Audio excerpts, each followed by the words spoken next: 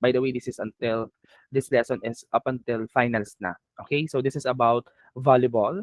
So when we talk about volleyball, this is about the game of precision, power, and teamwork. Okay. So what is volleyball? So when we talk about volleyball, this is a team sport also, just like basketball, in which two teams of six players are set on the opposite sides of the net. And each team aims to score points by grounding a ball on the other team's court under organized rules. Okay, so first is the history of volleyball. So when it comes in the invention and early days of volleyball, so it was invented February 9, 1895 by William G. Morgan. So William G. Morgan, he was a physical education director at the YMCA in Holyoke, Massachusetts, USA. So by the way, William G. Morgan, okay, and James Naismith are both in the YMCA. Yun nga lang, si William G. Morgan ay mas mataas ang posisyon kay James Naismith because James Naismith is only an educator. So while William G. Morgan, he was a director at YMCA during that time. And bago siya tawaging volleyball, it was called as Mintonet. Okay? And the purpose why Morgan invented volleyball because he wanted to create a game that was less physically demanding than basketball and making it more accessible for older athletes and businessmen. Because we all know uh, in playing basketball kasi, basketball is really much demanding pagdating sa pagod. Mas nakakapagod talagang laruin ng basketball. First thing kasi because of the size of the court. Napakalaking size of the court and from one court to another or one whole court na tinatakbuhan ng isang players, unlike volleyball na mas maliit ang court and also half of the courts lang or half of the court ang tinatakbuhan ng isang player. Okay. And that's why um, William G. Morgan, okay, invented volleyball para din syempre sa mga matatandang businessmen and also members ng YMCA. Okay. So for the first game and the rule development in volleyball, so 1896, the first official volleyball game was played at Springfield College in Massachusetts. So during the game, merong observer or during the uh, first volleyball game in Springfield College, may nanonood doon. Okay, and he was named Alfred Halstead. And he suggested changing the name volleyball or from Mintonet to volleyball to William G. Morgan rather, okay? Because of its volleying nature, yung pagpapalitan ng bola from one court to another. Yun yung tinatawag na volleying. Kaya niya naisip na i-change ang Mintonet into volleyball. Okay? So, wag kayong malilito. Pag ang naging question is who invented volleyball or kung sino ang nag-imbento ng volleyball, that was William G. Morgan. Ang naging purpose lang ni Alfred Halstead ay palitan yung pangalan na Mintonet into volleyball. So, yun yung naging purpose niya. Yun lang ang naging purpose niya that time. Okay.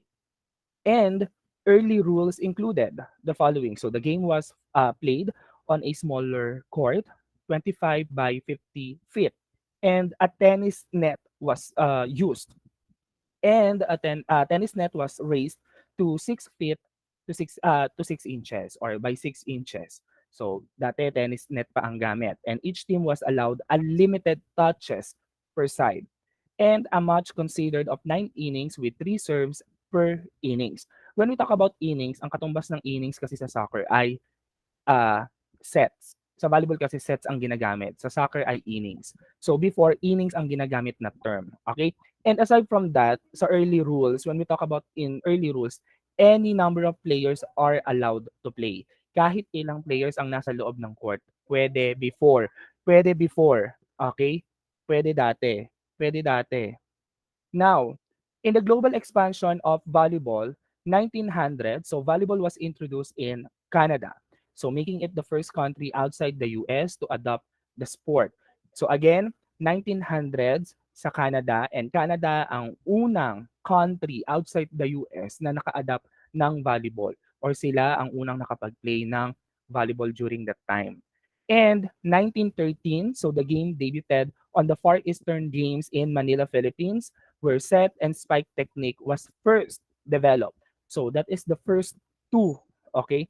Aside from serving, yan yung another two skills na na-introduce. And sa Far Eastern Games, dito kasi sa Manila, ang naging venue niyan or Manila or Philippines ang naging host ng Far Eastern Games. So when we talk about the Far Eastern Championship Games or the FECG, ang mga kasali kasi diyan ay yung mga countries of Eastern Asia. Ano-ano ba 'yon? The China, Japan, North and South Korea, Myanmar, Thailand, Laos, Cambodia, Vietnam, and Malaysia. Okay. And in 1922, so the first national volleyball tournament was held in the US. So ito yung first volleyball tournament sa US featuring 27 teams, okay? And 1924, volleyball was demonstrated at the Paris Olympics but was not yet an official sport. Demonstrated pa lang. Okay? And 1947, the formation of the Fédération Internationale de Volleyball or FIVB in Paris, the global or the sports global governing body. So 1947, unang na-establish or na-formed ang FIVB in Paris ha.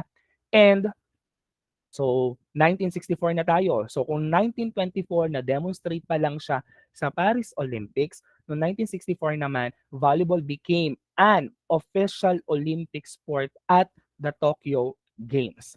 Okay? So, since naging sport na siya sa Olympics, ibig sabihin official sport na siya by that time. Okay. Now, after the global expansion, we will now proceed to the key changes and rule evolution. So, 1916, so the Philippines introduced the set and spike transforming volleyball into a faster paced, more strategic game. In 1925, the standard court size was established. So 18 meters by 9 meters or 59 feet by 29.5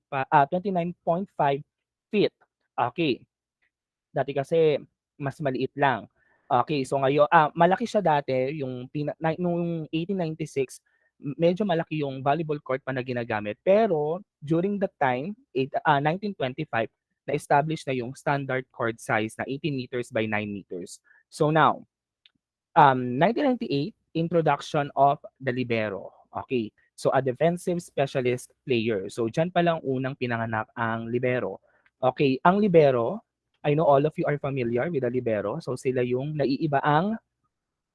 alin ang naiiba sa kanila?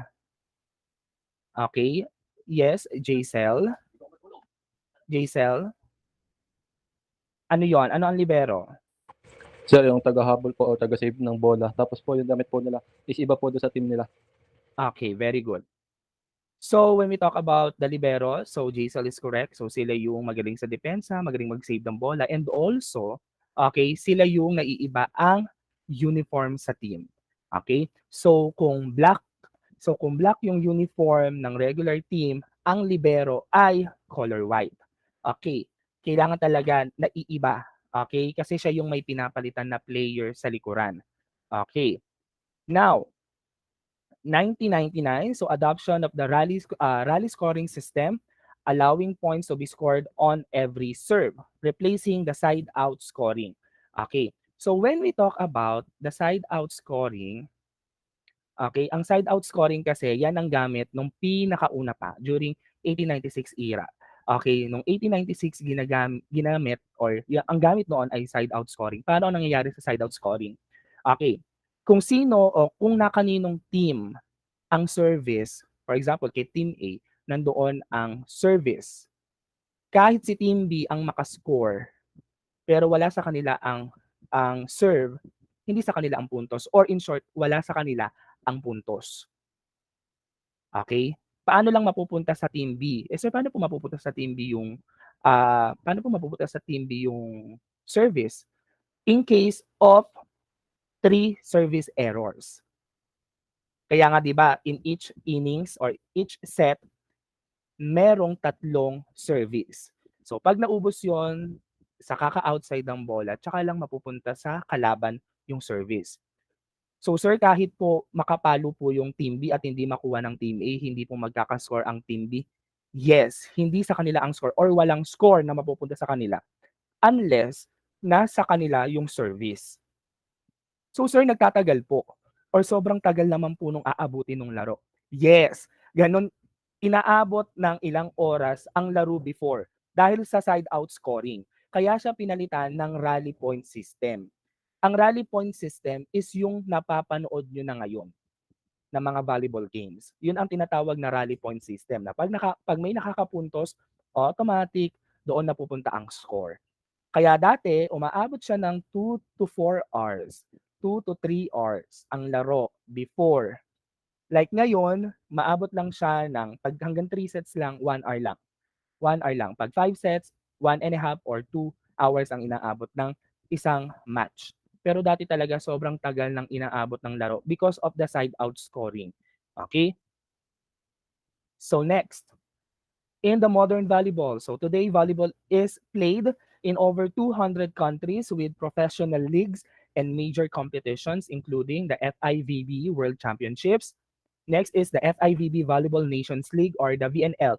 If I am not mistaken, ang VNL ay ginanap na rin sa Pasay sa MOA Arena last year. Ang VNL. Okay? Ang VNL din kasi ay isa sa may pinaka-advanced na technology kasi gumagamit sila ng Hawkeye system. Ang Hawkeye system, yun yung parang pamagcha-challenge yung players. Meron silang ginagamit na technology wherein automated siya para i-zoom in doon kahit sa linya. Okay? And sa linya, kahit katiting na linya ang kinalandingan ng bola, nakikita sa Hawkeye technology. Okay, gamit na ngayon yun ng VNL. Ngayon kasi ang Philippines medyo nahuhuli pa. Challenge system pa lang ang ginagamit ng Philippines ngayon. Okay. So, aside from that, we have the Olympics and the NCAA championships in the USA. Okay? Sa USA, worldwide ang pinag-uusapan na kasi meron din naman dito sa Philippines, meron tayong UAA, mga intercollegiate like UAAP, NCAA, mga national leagues naman, mga intercommercial leagues, we have the PVL, SVL, pag mga other leagues naman, okay, under ng DepEd, we have the regional meet, the district meet, palarong pambansa. Okay? Under naman ng CHED and DepEd, andyan din ang mga PRISAA, okay? Meron din mga volleyball doon sa mga nabanggit na yon. Okay? And also beach volleyball, a two-player variation, debuted at the Atlanta 1996 Olympics. So, 1996, okay. So, ang beach volleyball ay kasing edad ko lang. Okay, ayan, alam niyo na. So, kasing edad ko lang ang beach volleyball nung na-introduce. Parang may nagugulat pa. Parang may nanlaki pa ang, ayun, nadulas na ako. So, 1996 siya, unang na-introduce ang beach volleyball. So, ilang taon pa lang siya. Yung volleyball na lang yung computin nyo, wag na yung edad ko. Okay? So, sa Atlanta Olympics, unang na-introduce ang beach volleyball. Okay? Now, for the basic rules of play. Nasa basic rules na tayo. So pagdating sa serve, the game begins with a serve from behind the baseline. Ang baseline or end line, yun yung nasa pinakalikod or dalawang nasa likod na linya ng volleyball court. So that is the baseline or end line. Hindi pwedeng nasa loob ka ng court pa nag-service and hindi rin pwedeng nasa or nakatapa ka sa linya. Kailangan nasa labas ka ng linya. Okay? And the server aims to send the ball over the net into the opponent's court. Kailangan ang service ay pumupunta sa kabilang court sa kalaban mo. Hindi yung panag-service ka ay pupunta lang din sa court nyo. Kasi puntos na agad yan ng kabilang team or ng kalaban nyo. Okay. And pagdating naman sa rally, teams volley the ball back and forth. Okay, and each team is allowed 3 touches. So pass, set, and attack before sending the ball over the net. So, yun sa mga may training talaga, pass, set, and attack talaga ang ginagamit. Pero as you can see, nung Sports Fest, di ba may mga napapanood kayo na over-over lang ng bola, especially sa girls. Okay, sa women's game. May mga over-over lang ng bola, walang masyadong pumapalo. Okay, meron man, ayun, nasa department nyo or nasa institute nyo. Okay, so pwede din naman yun, allowed yun. Kung over-over lang yung bola, Pwede yon. As long as ma-prevent nyong mag-land yung bola sa court nyo.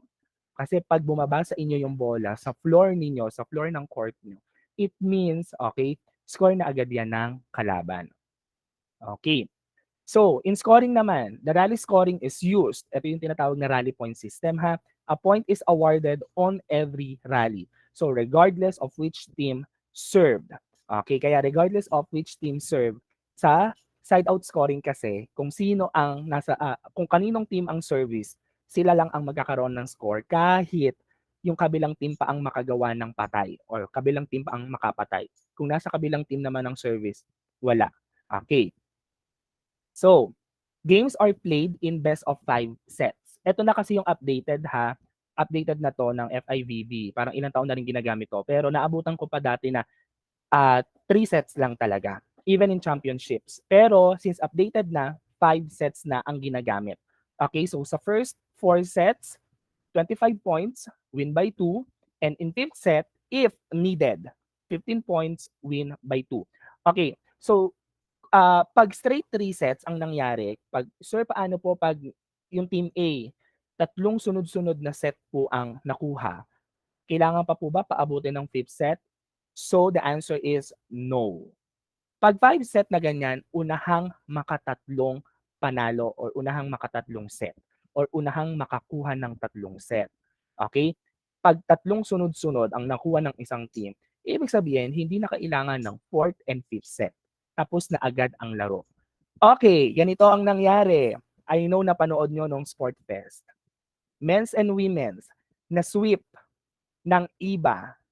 Okay, na sweep ng IBA ang IHTM in just straight 3 sets. So tapos na agad. Nakatatlong set na eh. So hindi na kailangan ng fourth and fifth set. Okay. Now, in winning a rally, a team wins the rally if the ball lands in the opponent's court and the opponent makes a mistake. Okay, so for example, ball out of hands, net fault, double touch. Okay, so pagdating naman sa rotation, when a team gains the serve, players rotate clockwise, ensuring every player takes turns serving. Pag sa pagro-rotate naman ng players kung paano ang ikot ng orasan, okay, kung paano ang ikot ng orasan, ganon ang rotation ninyo or ganon dapat ang rotation. Okay? Pag nag-counter clockwise yan, automatic rotation error. Okay? Now, in basic skills in volleyball.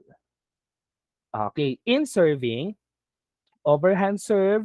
Okay, the first is overhand serve. So this is the common serve. Okay, in volleyball, common to. So tosses the ball overhand for accuracy and power.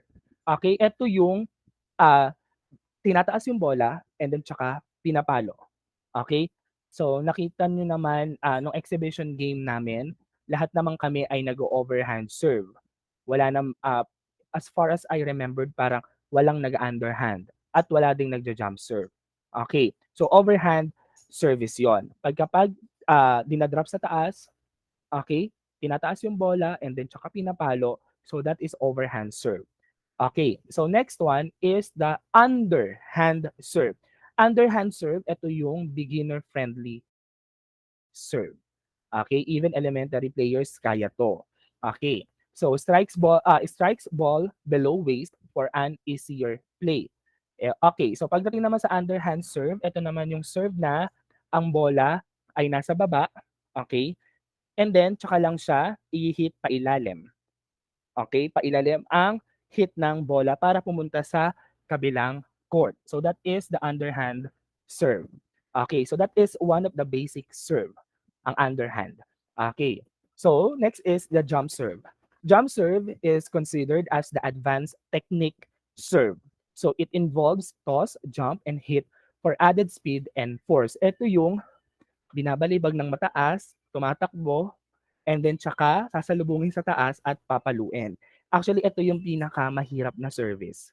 Okay, pinakamahirap gawin na service at mahirap kunin na service, ang jump serve. Okay, next is passing. In passing naman, forearms or bump, used to receive serves or spikes by forming a platform with forearms to direct the ball to a teammate. And ang key focus naman nito is stay low, keep arms straight, and use legs to position the ball instead of swinging arms. Okay, sa passing naman, paano ang correct position ng kamay? Okay, paano ang correct position? Anyone? Okay, so ganito ha. Pag magpapas ng ball, okay, in passing a ball, so kailangan ay nakapaganito ang kamay. Pag ganito. Okay, ganito ang position. Hindi pwedeng nakaganyan, hindi pwedeng nakaganyan, hindi rin pwedeng nakaganyan. Okay, hindi pwede ganito. Ganito ang proper position. Okay, pantay dapat. Hindi rin ganyan. Okay, hindi gano'n ha. Okay, so gano'n ang correct position, ganito. Okay, para straight yung arms, okay, and then tsaka mo siya ibibigay kay setter, okay, or kaya puwede naman i-over mo siya agad sa kalaban. Okay, so that is the correct position pagdating sa pagba-bump nung ball. Okay, so next week ituturo ko sa inyo 'yan. Now, pagdating naman sa setting, we have the overhead pass. So using the fingertips to push the ball upwards into the air. So allowing a teammate to spike it. So this is typically done near the net. So as you can see, yung mga setters ay malalapit sila sa net. Kasi sa kanila dinadala yung mga nare-receive na bola. At okay, pagdating naman sa setting, ang technique naman niya is you need to form a triangular window with the hands. Ganito. Kailangan ay above the forehead. Nasa taas ng ang forehead ay ito, yung noo. Okay, nandiyan. Triangular ha, hindi pa heart shape. Okay, hindi rin pa burger. Kailangan ay triangular. Okay? And, ayan, dyan, dito nyo sasapuhin ngayon yung bola. Okay, dyan sa pa-triangle na yan. Okay? And then ipapasa mo siya doon sa intended spiker. Okay. Pag nandito yung set nyo, pag nandiyan ang set nyo, automatic that is lifting. Lifting violation agad nun. Bakit? Kasi buhat. Binubuhat nyo na. Okay. So next is the spiking. So spike is a forceful downward hit. Downward, ibig sabihin, pababa at the opponent's court. So it is usually done from a jump, giving it more power and a steep angle. So approach, so this is a common 3-step or 4-step approach to gain momentum, followed by a jump and a powerful arm swing to strike a ball. Pag full swing or powerful arm swing, may tinatawag tayo na full swing, pamaga-approach. Okay, pag ganon, full swing, patalikod. So bakit po patalikod pag magsiswing? Kasi nga pagpapalo ka, dito ka kukuha ng puwersa para makapalo behind the net. Okay? So sa pagpalo, downward dapat ang kamay. Downward. Pag upward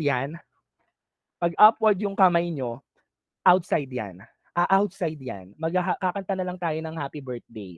Okay? So kailangan yung kamay nyo ay pa-downward. Pababa. Pa-downward lagi. Okay? Para patusok yung bola, pababa ang bola.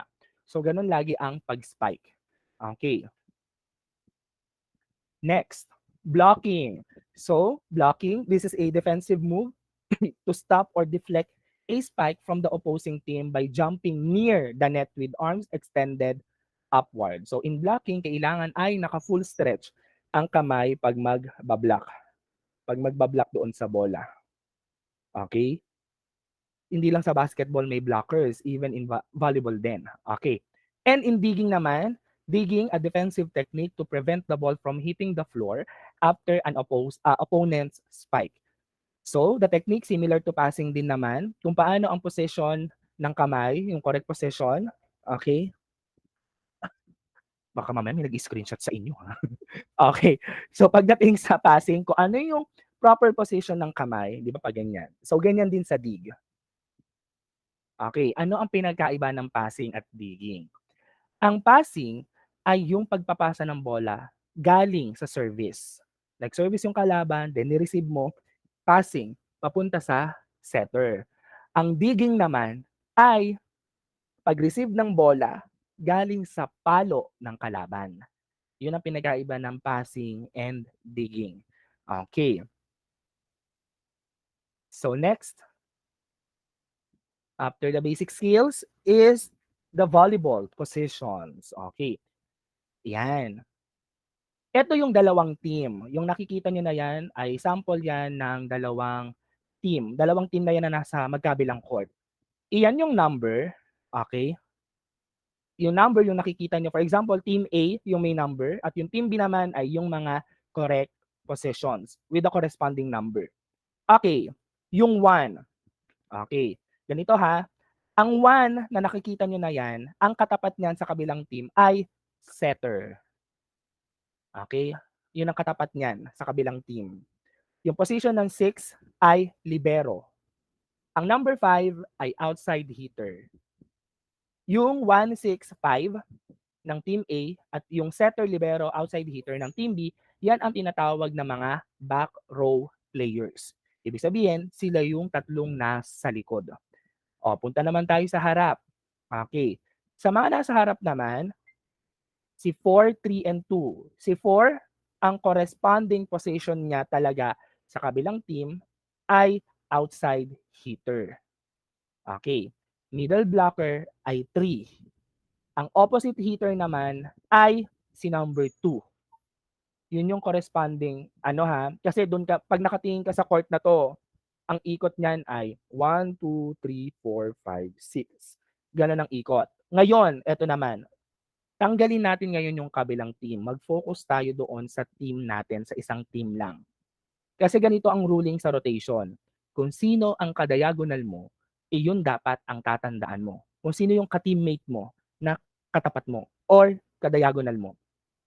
Sino ngayon ang kadiagonal ni number 4? Sa ka-team niya. Ang kadiagonal ngayon ni number 4 sa ka-team niya ay si 1. Okay? Pag ganun ang diagonal ha, pag ganon. Okay? Ang kadiagonal ngayon ni 2, okay, ay si 5. Yun ang katapat niya. At ang katapat ngayon ni 3 ay si 6. Okay. Sir, bakit po libero yung nandoon po sa kabila? Di ba po dalawa po middle blocker yun na nagpapalitan? Yes, libero ang nakalagay dyan kasi si libero talaga ang pumapalit kay middle blocker pag pumupunta na sa likuran. Pag napupunta na sa back row si middle blocker, libero ang pumapalit. Bakit po pinapalitan si libero? Alin lang sa dalawa to? Walang service or hindi pa masyadong sanay mag-service si libero or wala ding receive si libero sa likod or walang depensa walang depensa si middle blocker sa likod o hindi marunong dumepensa. Kaya si libero ang pinapalit. Ang pangalawang factor naman ay pagod si middle blocker. Kaya siya papalitan ni libero para makapagpahinga man lang siya ng kaunti. Kasi pagod din ang middle blocker. Why? Kasi dalawang sides ang sinasamahan niyang nagbablock. Left and right, center. Aatras siya para pumalo. Block ulit, pag sa kanila bola, atras, palo. Kaya pagod din si middle blocker. Kaya may possibility na pwedeng hindi rin siya makapag-service or mapagod siya during service or bago siya mag-service, pagod na siya. Kaya pinapalitan siya ni libero. Okay. Pero nangyayari din to ha, madalas to. Usually ha, hindi ko sinasabing lahat. Usually, ang mga middle blockers ay focus sila or mas magaling sila sa spiking and blocking. Minsan ha, or yung iba lang, hindi ko sinasabing lahat. Yung ibang mga middle blockers ay medyo mahihina pagdating sa service and sa pagdepensa sa likod. Kaya pinapalitan sila ng libero. Okay? Hindi ko sinasabing lahat ha. So, yung iba lang. Okay. Ayan. So, first is the outside hitter or the left side hitter. So, front left position. Okay, position number 4. Ito yan, yung 4. Ayan, 4. And then outside hitter. Ito siya. Ayan. Wait, yan na natin. So, outside hitter ang pinag-uusapan ha. Ito siya. Ano tayo? White. Ito. Number 4, ang position niya sa front left. and then outside hitter. Okay? Nabibilugan ba? Nakita bibilog? Kita ba? Kita? Okay. So number 4, and then outside hitter. Ayan. So yung bilog na yon. So yun yung tinutukoy doon. Okay, so the role naman pagdating ni outside hitter ay primary attacker on the left side of the court, receives serves and plays defense in the back row and responsible for powerful spikes and placing strategic shots. Next is the opposite hitter. Okay, or the right side hitter. Position niya ay 2. Asan ang 2? Eto. Okay. Ang 2 naman, eto, ang name niya ay opposite hitter. Ayan siya. So, ang role niya is plays on the right side of the net, acts as a secondary attacker, and blocks against the opposing team's outside hitter, and provides defensive coverage in the back row. Usually, itong si opposite hitter din dapat madepensa din to sa likuran. Okay? Next is the setter. So, setter naman is the front right or back position, 1 or 2. So they are the playmaker who sets the ball for the hitters and controls the offensive flow by delivering accurate sets and makes quick decisions to set up attacks. So as you can see, position 1 or 2 siya. Okay, position 1 and 2. Okay, so usually dito nakapwesto ang setter. 1 or 2. Diyan. Okay. So, again, makes quick decision to set up attacks. Kailangan magaling din mag-isip at mabilis mag-isip ang setter kung kanino niya ibibigay ang bola. Sila ang may hawak ng desisyon kung kanino niya ibibigay ang bola na alam niyang makakapatay para makapuntos. Siya ang may hawak ng desisyon doon. Okay. As a player, kung spiker ka pero wala kang laro, tas hingi ka ng hingi kay setter, siyempre as a setter ibibigay mo ba sa kanya yon? Eh kung wala nga siyang laro today, siyempre hindi. Bibigyan mo ng chance yung iba. Titignan mo kung may laro yung iba mong spiker. Okay. So next position is the middle blocker or the middle hitter. So ang pwesto naman niya ay center front, position number 3. So primary blocker against opposing hitters, performs quick attacks and fast spikes, and covers quick sets and blocks at the net. So yun ang mga main role or mga duties ng blocker or ng middle blocker. Okay? The libero naman. Libero, back row, usually replaces a middle blocker. Ang role naman niya ay defensive specialist. Pag libero, ang pinaka-specialty niya ay depensa. Ang mga spikers kasi opense. Ang libero siya dapat ang pinakamagaling dumipensa sa lahat ng katim niya. At siya ang pinakamabilis. Okay, yung mga nakikita niyong humahabol ng bola. Okay, usually libero yan. Okay, and okay, kung sa basketball may maliliit na players din at usually center sila nilalagay. Okay, dito naman sa sa volleyball naman, usually ang kinukuha as libero ay mga maliliit. Kasi nga sila yung mas mabibilis at maliligsing kumilos. Okay? So, ang role naman niya aside from being defensive specialist, so wears a different color jersey, kagaya ng sinabi kanina ng classmate niyo. And also, ang role ng libero ay hindi siya pwedeng mag-attack, block, or serve. Kasi nga, sa depensa lang siya. Okay, depensa lang ang gagawin niya sa likod. And specializes in passing and digging. Okay, dun siya nakafocus. Yun ang focus niyang trabaho. Passing and digging. Not attack, not to block, and not to serve. Okay. Next is defensive specialist. Baka hindi nyo pa masyadong na-encounter to, pero sa mga international league, sa mga NCAA, UAAP, merong tinatawag na defensive specialist. Katuwang to ni libero. Okay. Or DS. So sa back row din siya nakapwesto, and also similar to the libero but can serve and rotate. Ang uniform niya ay kagaya ng sa regular players. Ibig sabihin, pwede rin siyang sumama sa rotation, pwede rin siyang maging spiker, pero usually papasok to pag yung papalitan niya ay galing na sa harap. Pag galing sa front row, tapos siya na yung papalit, ibig sabihin kasi, yung papalitan niya na player ay weak pagdating sa depensa. kaya si defensive specialist ang papalit. Okay? Ibig sabihin nun, depensa din ang specialization niya, pagdepensa. Pero ang kinaibahan nila ni libero, pwede siyang mag-service and pwede rin siyang mag-rotate. And often substitutes for front row players to strengthen defense. Okay.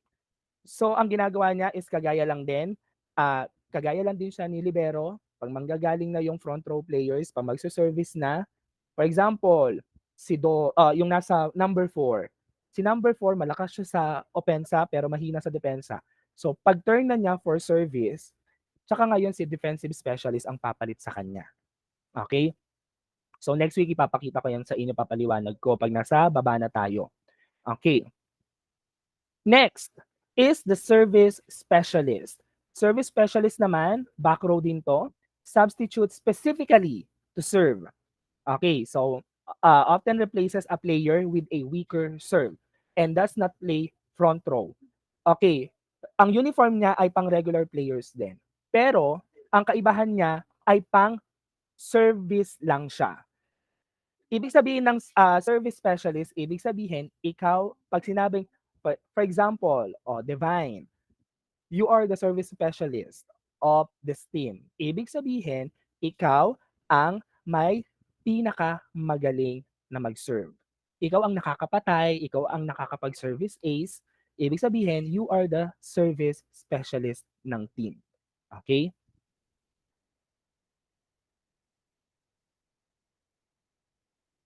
Okay. Next is the equipments. Nasa equipments na tayo in volleyball. Okay, so we have the following. So number 1 is the volleyball. So the official volleyball is circumference niya ay 65 to 67 centimeters or 25.6 to 26.4 inches. Sir, eto na naman po tayo. Eto na naman po tayo sa mga sukat-sukat. Okay, ang weight niya or bigat niya, siyempre mas magaan siya sa basketball. Ang basketball kasi ay nasa 600 to 650 grams. Ito naman ay 260 to 280 grams or 9.2 to 9.9 ounce. Okay. And ang material naman na ginagamit dito is leather or synthetic leather with a rubber bladder inside. Okay. Ang ball pump naman niya, ibig sabihin yung air pressure niya, so used to inflate the ball to the correct pressure of 4.26 to 4.61 PSI. So yun ang dapat yung pressure niya. 'Di ba pag most especially 'di ba sa mga ibang gasoline station, pag nagpa-pump ng wheel or ng gulong, may monitoring doon. Yun yung PSI na tinatawag. Yun yung pang-monitor. So, diyan din sa mga official volleyball games din, may pang-monitor din sila ng ball pump for the correct pressure ng bola para makuha or matansya yung tamang bigat ng bola. Hindi sobrang lambot, hindi rin sobrang tigas. So beach volleyballs are slightly larger and lighter than indoor ones. Okay, ito yung example natin. Ayan. So yung nasa left side, on the left side of your screen is for the indoor courts. Yun yung updated na bola ngayon ng Mikasa. At yung nasa right side naman is used for outdoor or beach volleyball. Okay. Volleyball net. So divides the court into two halves. Okay, so the standard height for men, 2.43 meters or 7 feet. Okay, 7 feet 11.58 inches. And for women naman, ang standard height ay 2.24 meters or 7 feet 4.14 inches. Ganyan ang taas. Okay, mas mababa sa babae. Okay, bakit mas mababa sa babae? Kasi genetically speaking, okay, medyo maliliit ang ibang mga babae or karamihan sa mga babae. Okay, karamihan. Okay? So next, sa mga official games, pero nung Sport Fest wala neto, yung antenna. So sa dalawang dulo ng net, meron diyan kulay red na antenna. Ang antenna naman is two vertical rods attached to the net, dalawang sided net, and the ball must pass between the antenna to be in place. So ano po ang purpose niya? So hindi siya Wi-Fi connection, hindi rin siya pang Bluetooth, hindi rin siya pang cable.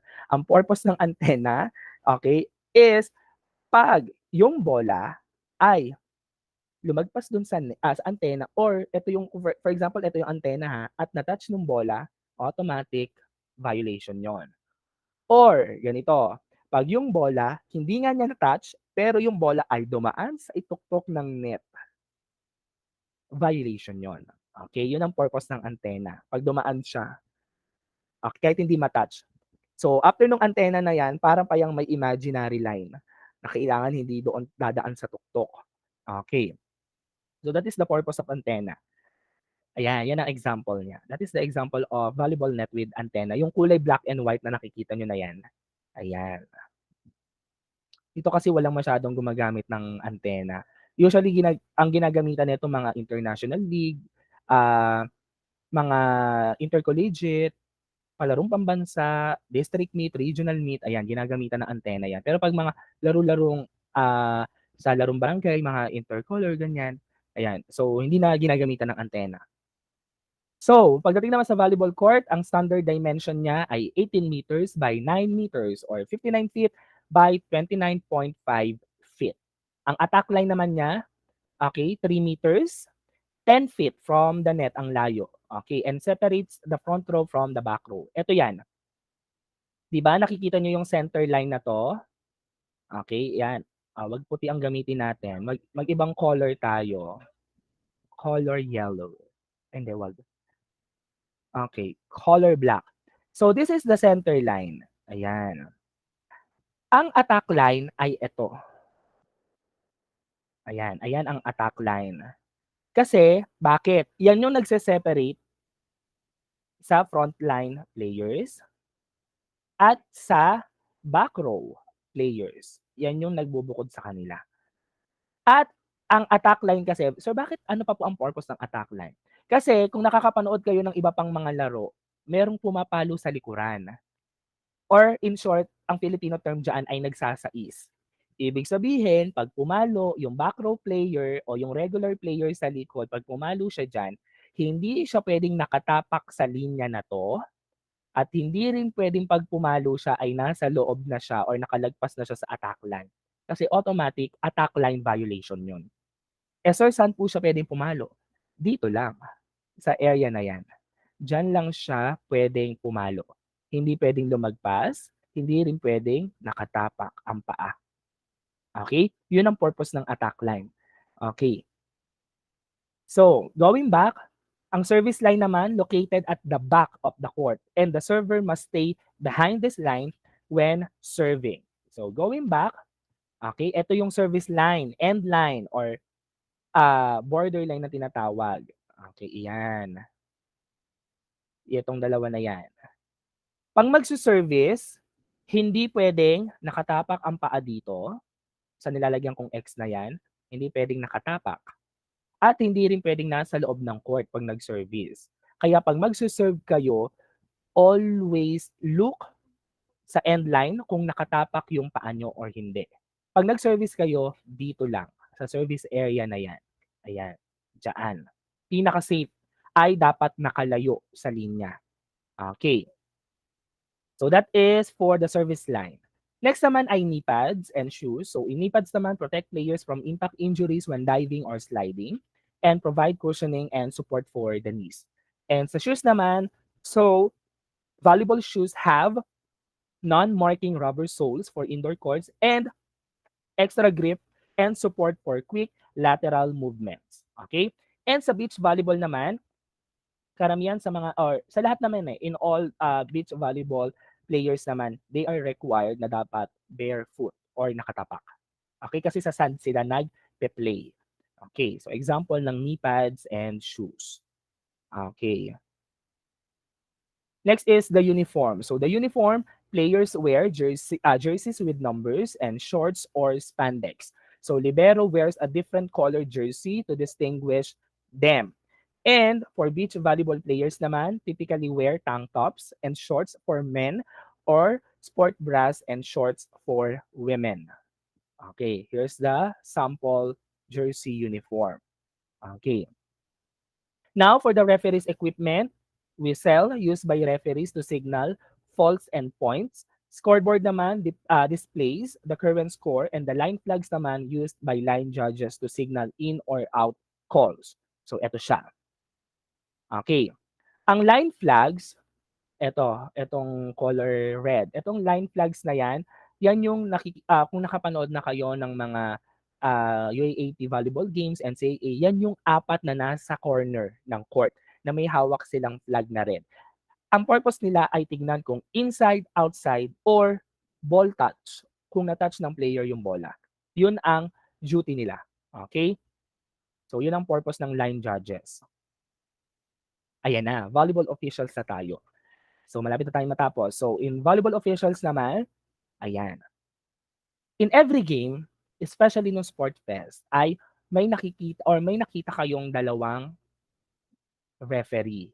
Isang naka-platform at isang nasa baba. Yan ang tinatawag na R1 and R2. Okay? Now, ang tawag sa R1 is first referee or head referee. Ang position niya ay nakatayo siya on an elevated platform near the net. Nakatungtong. Ang duties niya ay ito, in charge of the entire match, start and stops play with a whistle, makes final decisions on faults, violations, and scoring. Okay? So in short, ang first referee ang may say sa lahat ng desisyon. Siya ang pinaka-head in decision making, si head referee. Okay? Next, oversees net violations and ball handling errors. Okay? Ang isa pa sa purpose kung bakit ang nakatayo or nakatungtong ang first referee para makita niya kung merong nagne-net touch sa mga spikers and blockers. Yun ang purpose din niya bakit siya nakatayo. Bakit siya nakapantay dun sa net, sa taas ng net. Okay, yun kasi ang purpose niya. Para makita niya kung merong nagne-net touch or kung meron ding nag-touch ng bola habang pag nagbablock, di ba, lumalagpas din yung bola, natatouch ng tip ng daliri. Makikita ni R1 yun or ni first referee. Siya ang unang makakakita. Okay, unless nakita pero hindi tinawagan. Okay, may mga ganong instances. Nakikita na ng R1, hindi pa tinatawagan. Nakita ng net touch or ball touch. Okay. Next, can overrule other officials' calls if necessary. Okay, si first referee din ang may kapangyarihang mag-overrule. Okay? For example, sir, paano kung overrule? For example, ang ginawa ng line judge ay nag-outside. Nakita niya daw outside kaya tinaas niya. Pero nakita ni line judge na nagland sa line. Okay, so nag-out. Ngayon, papalapitin niya ngayon si line judge. Okay, so outside yung tinawag mo pero inside talaga siya kasi nagland doon sa line. Ngayon, pwede siya mag-overrule. Ang ibibigay niyang violation ay inside. Yun ang overruling. Pwede niyang baguhin yung rule or pwede niyang baguhin or palitan yung desisyon. Okay.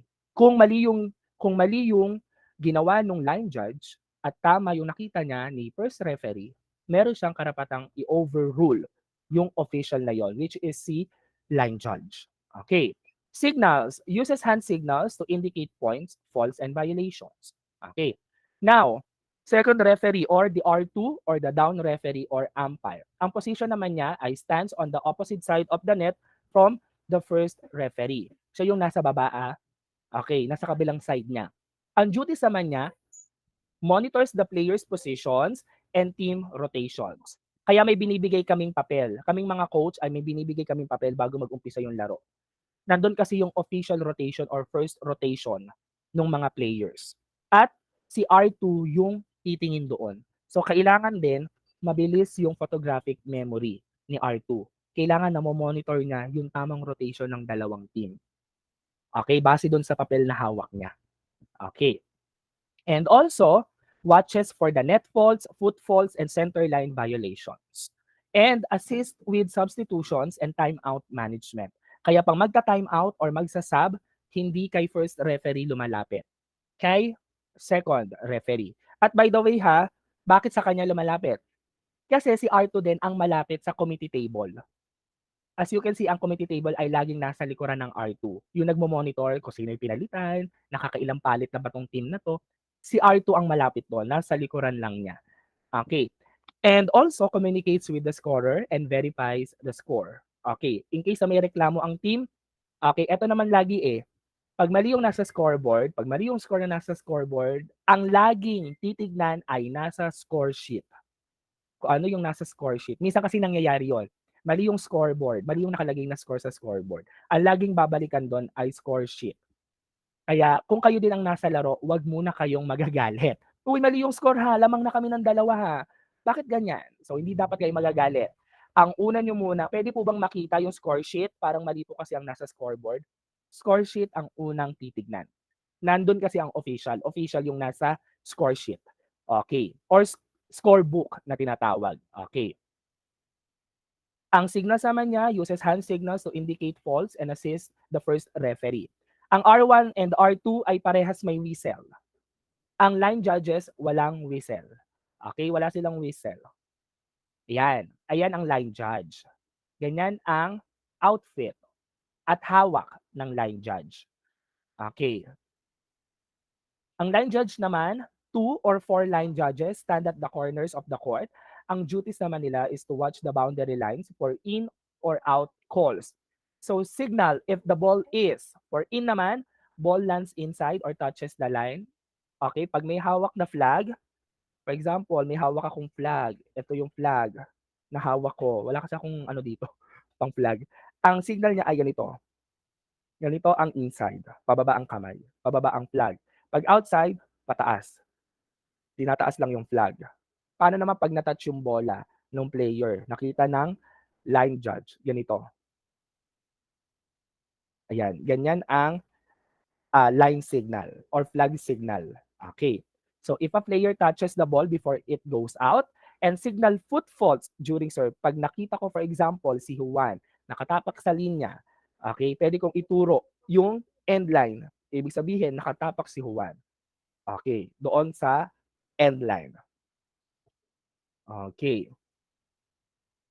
So, for the physical benefits of volleyball, it improves cardiovascular health, high intensity, fast-paced nature. Okay, just like basketball kasi ang volleyball is also a fast-paced game. Kailangan mabilisan talaga dito. And strength and endurance, so the jumping, sprinting, and arm strength develop. And teamwork and communication is the key to success in volleyball. Okay, so that is our topic.